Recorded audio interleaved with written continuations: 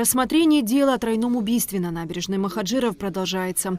По ходатайству стороны защиты в суд была вызвана свидетельница Валина Сангулия, соседка родителей подсудимого Эрика Чкадуа, проживающая в районе Учхоза. По утверждению свидетельницы, 22 ноября 2019 года она видела Эрика Чкадуа по соседству и беседовала с ним. По ее словам, разговор состоялся примерно в 14:30 и длился около 10-15 минут. Убийство на набережной Махаджиров произошло в тот же день в 14:40.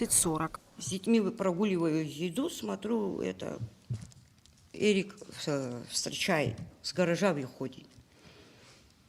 Вот. Я говорю: здрасте, здрасте. И спрашивает: ой, как дела? Я говорю: ничего. Я говорю: вот так, вот так. Что делаешь? Вот, говорит, собаку, говорит, я... Родителей нету. Я даже не знала, что их не было дома. Даже... Они в Москве, оказывается, он мне сказал, говорит, они в Москве на лечение, говорит, плохо было, на лечение поехали, там папе плохо, мама с ними поехала. Я, говорит, приехал сюда собаку кормить. А тут, говорит, нету корм. Мне пришлось, говорит, корм купить. Чуть-чуть осталось, говорит, корм вообще нету. Вот это разговоры у нас были. И все, минут 10, там 15 постояли с ним. На вопрос, откуда такая точность в воспоминаниях, свидетельница ответила, что воспитывает внуков, у которых свой график сна. В 2 часа просыпаются они. Это имеется в виду 12 часов днем? Днем, да. Они обед по-любому спят, но они с 12 спят у меня, потому что рано встаю. А после, когда они просыпаются, я их на прогулку. Они сразу кушать не сядут никогда. Кроме того, по словам свидетельницы, она запомнила дату, потому что ночью 21 ноября из машины ее сына украли аккумулятор. И об этом факте в беседе с Эриком Чкадуа она тоже рассказала. Я к нему подошла, по этому поводу тоже сказала. Я говорю: машина не ставь на улице, если родителей нету. У нас вот так ЧП получилось ночью. Кто-то появился, аккумулятор взял. Говорит, это, говорит, никто не тронет.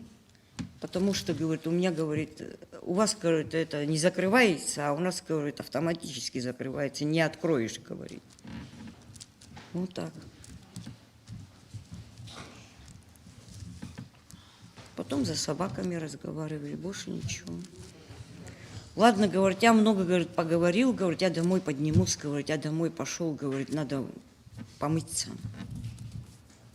И все, я с детьми отошла и ушла, гуляла.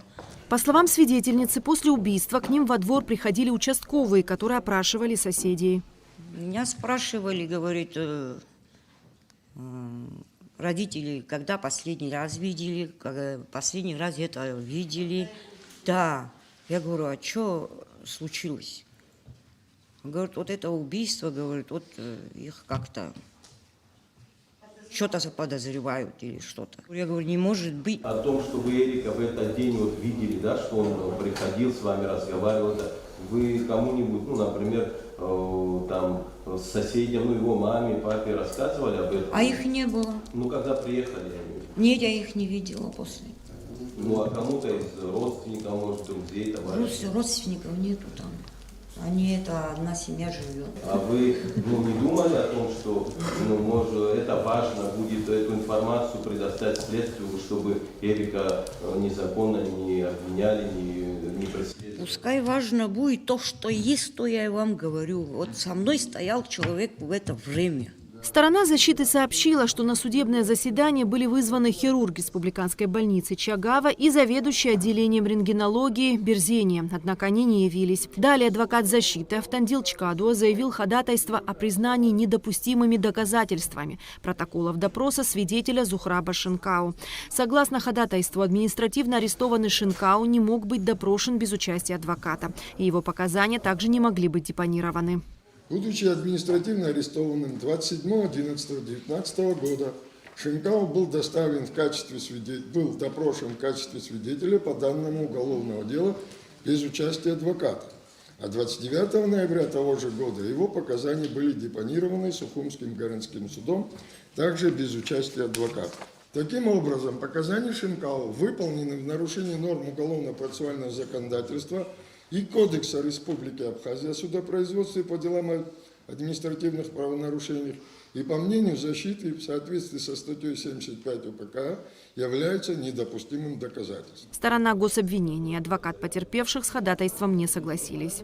Суд принял решение на позапрошлом судебном заседании об отказе в удовлетворении данного ходатайства по мотивам того, что при расследовании уголовного дела следователь и судья руководствуются исключительно уголовно-процессуальным законом, в котором нет ограничений для допросов подсудимого. Единственное, что добавилось, право на защиту.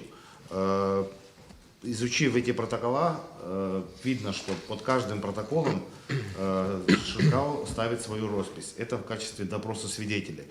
И мы оглашали протоколы допроса в качестве депонирования. Здесь я также изучил эти допросы.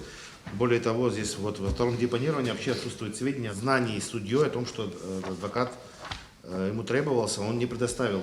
Решением судебной коллегии Верховного суда Республики ходатайство было оставлено без удовлетворения. Доводы защиты, изложенные в настоящем ходатайстве, были предметом рассмотрения судебной коллегии на судебном заседании 14 марта 2023 года. И по выводам суда они признаны несостоятельными. Настоящее ходатайство по сути и заявленным требованиям аналогично предыдущему ходатайству, и суду не представлено новых обстоятельств, ведущих к отнесению оспариваемых протоколов допроса к недопустимым доказательствам. Судебная коллегия не согласна с утверждением автора ходатайства о том, что Шинкау Зухраб Абдулович при допросах в качестве свидетеля не был ознакомлен с правами, предусмотренными статьей 56 Уголовно-процессуального кодекса, так как оспариваемые протоколы свидетельствуют об обратном. Вместе с тем, судебная коллегия также обращает внимание на то, что при принятии итогового решения судом будет произведена проверка и дана оценка всем собранным в рамках рассмотрения настоящего дела доказательства с точки зрения их относимости, допустимости, достоверности, а их совокупность, достаточности и убедительности для разрешения уголовного дела. Следующее заседание суда по делу о тройном убийстве на набережной Махаджиров состоится 11 апреля. Эсма Гуланзе, Алексей Агухава, Абхазское телевидение.